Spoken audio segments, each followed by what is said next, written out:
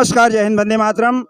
मैं किशोर यदुवंशी। इस समय श्री गणेश तालाब आरे पे हूँ मैं, और यहाँ पर दीपावली पहाड़ की तरफ से एक कार्यक्रम का आयोजन किया गया है क्लब की तरफ से। आइए हम जानते हैं उसके मुख्य अतिथि प्रदीप कड़ू सर हैं, हमारे साथ में हैं, पाटिल सर हैं, बोडके सर हैं, अग्रवाल सर हैं। सब एक से एक कलाकार और एक से एक धुरंधर हैं, जो अपनी सार्वजनिक जीवन में, प्रशासनिक जीवन में रहते हुए उन्होंने अपने जीवन में एक नया मुकाम हासिल किया, और संगीत के क्षेत्र में और दुनिया के तमाम क्षेत्रों में उन्होंने अपना नाम रोशन किया है। हमारे साथ में प्रदीप कड़ू सर हैं। मैं उनसे जानना चाहूँगा कि सर, संगीत के प्रति आपकी जो रुचि, आपका जो दीवानापन कहें कि एक प्रशासनिक सर्विस में होते हुए, मुख्य न्यायाधीश के पद पर होते हुए, इतनी बड़ी जिम्मेदारी के बाद भी आपने इतना अच्छा गाने का जो रियाज़ किया है, जो आपके अंदर प्रतिभा है, वो कहाँ से आई और प्रेरणा आपको कहाँ से मिली? धन्यवाद। मैं पिछले 15-20 सालों से संगीत के रियाज़ पर ध्यान दे रहा हूँ। मुझे शुरू से लग रहा था कि मैंने इसमें अपना हुनर देखने की कोशिश करनी चाहिए, और धीरे-धीरे लगन के साथ इसके पीछे लगा रहा हूँ, और आज भी सीख रहा हूँ। तो ये सीखने की कवायद है, और आप सीखते रहिए, बस आपको अपना मकाम अपने आप हासिल हो जाएगा। यही मेरा कहना है। और दूसरे प्रशासनिक अधिकारी जो आप जैसे लोग हैं, सेवा में, सरकार की, समाज की सेवा में हैं, इसके बाद भी जब उनके पास समय मिलता है तो उनके लिए क्या संदेश देना चाहेंगे? मैं हमेशा ये समझता हूँ कि हम जो काम करते हैं, तो अलग अलग तरीके के आपको स्ट्रेस आपके ऊपर रहते हैं। तो इस तरीके की एक्टिविटी जो रहती है, इसे बोलते हैं सॉफ्ट स्किल्स। ये सॉफ्ट स्किल आपके माइंड को अलग तरीके से ट्रेन करता है, और आपको उस स्ट्रेस भरे वातावरण से बाहर निकालता है। तो ज़रूर ऐसा नहीं कि हर एक ने गाना ही गाना चाहिए। कोई लिखते हैं, कोई मिमिक्री करते हैं, कोई अच्छा तरीके से निवेदन करते हैं। तो ये भी सभी कलाएँ हैं।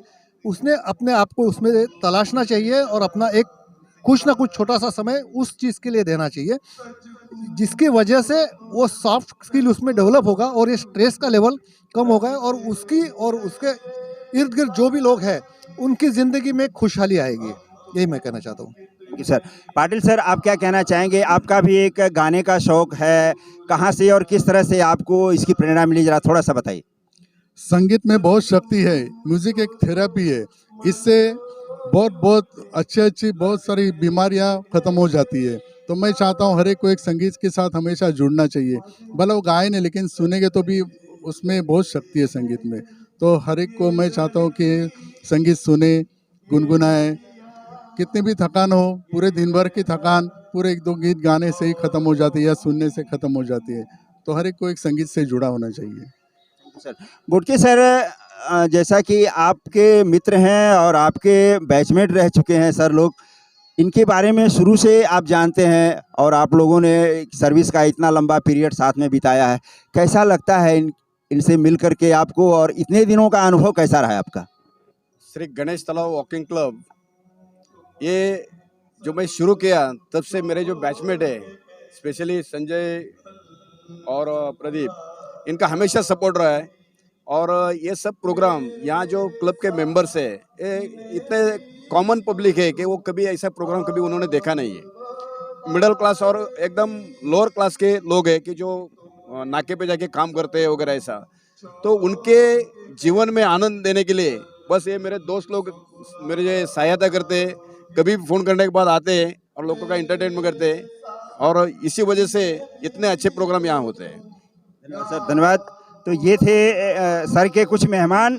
मैं आगे भी आपको 2-4 और मेहमानों से मुलाकात करवाऊंगा, जिन्होंने यहाँ पर आकर के अपनी प्रतिभा का प्रदर्शन किया है। धन्यवाद। साथ में इस समय है एक उभरती हुई वायलिन वादिका मिहिका नाखे। इनके वायलिन की प्रतिभा दूर दूर तक फैली हुई है इस समय, और इस श्री गणेश तालाब वॉकिंग क्लब के कार्यक्रम में इन्होंने भी अपनी प्रतिभा का प्रदर्शन किया है। आइए हम जानते हैं कि मिहिका जी का अनुभव कैसा रहा, उन्होंने कब और किस तरह से इस संगीत के क्षेत्र में आकर के अपने को निखारा है। मिहिका जी, ये बताइए कि आपकी वो ये संगीत की प्रेरणा, और ख़ास करके वायलिन बजाने की कहाँ से जो है इसकी प्रेरणा कैसे मिली? जी, मैं 6 साल से वायलिन बजा रही हूँ, और मेरे पापा को ज़्यादा वायलिन पसंद था, तो उन्होंने मुझे सीखने के लिए बहुत एनकरेज किया है और उनकी वजह से मैं आज इतना अच्छा बजा रही हूँ। आपके पापा भी बजाते हैं? नहीं जी, वो माउथ ऑर्गन बजाते हैं और थोड़ा कीबोर्ड भी बजाते हैं, अभी सीख रहे हैं। तो आपको ये शिक्षा कौन से गुरु से ले रही हैं, कहाँ से ले रही हैं? अभी माउथ ऑर्गन मुझे पापा सिखा रहे हैं, रविंद्र नाखे, और वायलिन मैं देवेंद्र सोढ़ा सर के पास सीख रही हूँ। अच्छा, आपका एक क्लास कहाँ लगता है और दूसरे लोग कहाँ से करेंगे? सर मेरे गोरेगांव वेस्ट से है और वो अपने स्टूडेंट्स के घर पे जाके क्लास लेते हैं। अच्छा, आपके घर पे आते हैं। दूसरे बच्चों को आप क्या कहेंगे जो कि वायलिन जैसे इंस्ट्रूमेंट में बहुत कम लोग आते हैं? जी, ये इंस्ट्रूमेंट बहुत हार्ड है, बट अगर आपकी इच्छा हो तो आप ये सीख सकते हो इजीली। कितने साल से आप सीख रही हैं इस चीज़ को? मैं 6 साल से बजा रही हूँ। आपने अभी तक प्रदर्शन अपने इस कला का प्रदर्शन कहाँ-कहाँ किया है?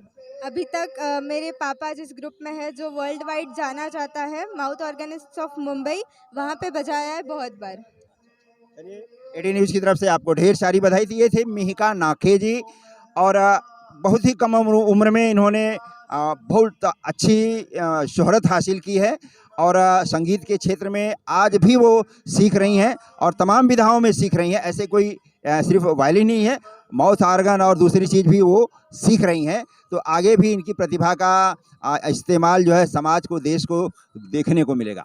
धन्यवाद। नमस्कार, श्री गणेश तालाब के कुछ कलाकार हैं, सिंगर हैं, आर्टिस्ट हैं, ये सारे लोग हमारे सामने हैं और कुछ मेहमान भी हैं जिन्होंने यहाँ आकर के अपनी प्रतिभा का प्रदर्शन किया है। बीजेपी के स्थानीय नेता उमेश राणे जी हैं, ये सिंगर हैं सर, विनायक सर सिंगर हैं। सर, आप इस कार्यक्रम में बराबर आते रहते हैं, कैसा लगता है इस कार्यक्रम में सम्मिलित होकर के? आज बहुत सारे मेहमान यहाँ आए हैं, दिवाली पहाड़ के नाम से आज कार्यक्रम हुआ है, कैसा लगा? बहुत बढ़िया कार्यक्रम है और ये श्री गणेश तालाब वॉकिंग क्लब जो है, इसमें इतना उत्साह है, इतनी एनर्जी है श्री बच्चेंद्र बोडके जी, उन्हें ये इतने सुंदर सुंदर कार्यक्रम करने की जो वो जो हमेशा करते हैं और सब 350 जो मेंबर हैं उन सबको सहभागी करते हैं और जिसकी वजह से सबका दिन अच्छा जाता है, सबकी सेहत अच्छी रहती है। आज का जो दिवाली पहाड़ का जो कार्यक्रम रखा, इतना सुंदर कार्यक्रम सुबह 6 बजे शुरू हुआ और उसके लिए रात भर उन्होंने जो मेहनत की और जितने भी यहाँ पर सिंगर आए थे, प्रमुख कलाकार आए थे, सबने बहुत सुंदर कला का प्रदर्शन किया और ये कार्यक्रम दिवाली के दूसरे दिन अटेंड करके हमारा उत्साह द्विगुणित हुआ और हमारी दिवाली बहुत बढ़िया होने वाली है। धन्यवाद। सर, आप यहाँ पर अपने गाने का, अपने प्रतिभा का आपने जो प्रदर्शन किया है, कैसा लगा ऐसे एक गार्डन में और एक क्लब के सदस्यों के साथ में सम्मिलित होकर के आपको कैसा लगा? बहुत अच्छा, बहुत अच्छा। श्री मच्छिंद्र बोडके साहब, ये मेरे 30 साल से मेरे अच्छे दोस्त हैं और मैं उनके साथ मेरे अच्छे ताल्लुकात हैं उनके, और मैं हूँ उस्ताद गुलाम मुस्तफ़ा खान साहब का शागिर्द हूँ। पिछले 40 साल से गा रहा हूँ मैं और मेरी खुद की एक एकेडमी भी है, the great melody makers Mulund में।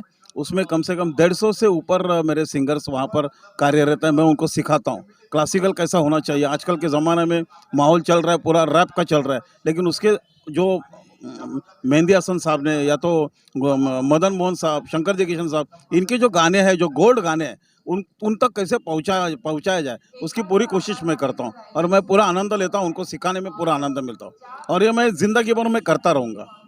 शुक्रिया। धन्यवाद सर। अय्यर साहब, आप भी कभी कभार जो है इस क्लब में आकर के अपने प्रतिभा का प्रदर्शन करते हैं, कैसा लगता है? बहुत अच्छा लगता है। हालांकि हम लोग कोई प्रोफेशनल सिंगर नहीं है, लेकिन यहाँ पर आकर जो गाने का आनंद लेते हैं, क्योंकि जो हमें रिस्पांस मिलता है लोगों से, इतने लोग आते हैं यहाँ पर, मेंबर्स इतने पार्टिसिपेट करते हैं और आपका ये उत्सव बढ़ाते हैं, बोल नहीं सकते। बहुत एंजॉय करते हैं, कुछ भी प्रोग्राम होगा हम लोग सब बहुत एंजॉय करते हैं सब लोग मिलकर। कम से कम एक प्रोग्राम में 150-200 आदमी तो कम से कम आते ही है।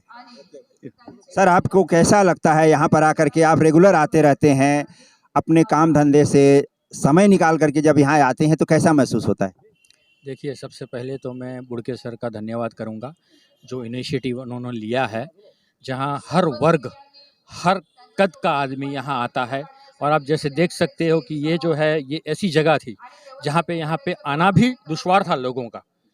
आज यहाँ पे हरियाली देखिए आप, ऐसा वातावरण इन्होंने क्रिएट किया है, ये सब बुड़के साहब का इनिशिएटिव है, जिससे लोग जुड़े हैं और हमारे जैसे कलाकारों को एक छोटा सा मंच मिला है। इसके लिए उनका जितना आभार किया जाए वो कम है। सर, आप मिहिका के पिता हैं। एक पिता होने के नाते जब एक बेटी की प्रतिभा का लोगों को सम्मान जब लोग देते हैं तो कैसा लगता है? और उन्होंने आपकी बहुत तारीफ किया है, कैसा महसूस होता है ऐसे कार्यक्रम में आकर? सर, सबसे पहले तो बोडके साहब और उनके साथियों का धन्यवाद, क्योंकि इन्होंने इतना बड़ा जो प्लेटफॉर्म दिया है मेरे बेटी को, इतना मान सम्मान दिया है, आज तक उसको नहीं मिला था। मैं जब पहली बार यहाँ पे आया था तो हमें पता नहीं था कि हमको एक चीफ गेस्ट करके बुलाया गया है। जब वो देखा बोर्ड पे उनका नाम तो बहुत ही प्राउड फीलिंग हुआ।